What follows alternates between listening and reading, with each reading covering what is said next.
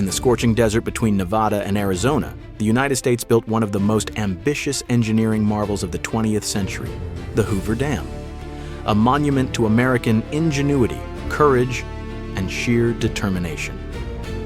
By the 1920s, the mighty Colorado River was both a blessing and a threat.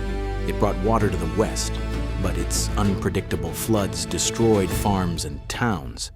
The government needed a solution: control the river, supply water, and generate power for millions.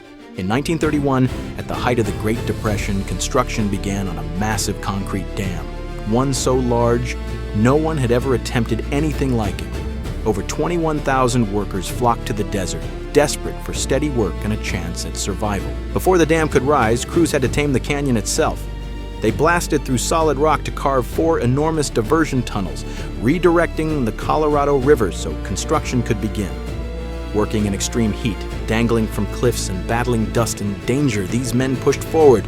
Then came the concrete, millions of tons of it. Engineers poured the dam in interlocking blocks, each cooled by miles of pipes running cold water. Without this system, the dam would have taken over a century to cure naturally. By 1936, in just 5 years, the Hoover Dam stood complete.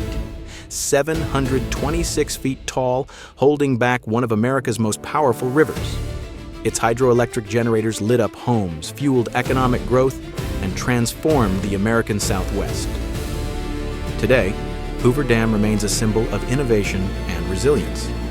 It created Lake Mead, one of the largest reservoirs in the United States, and continues supplying water and power to millions across the region.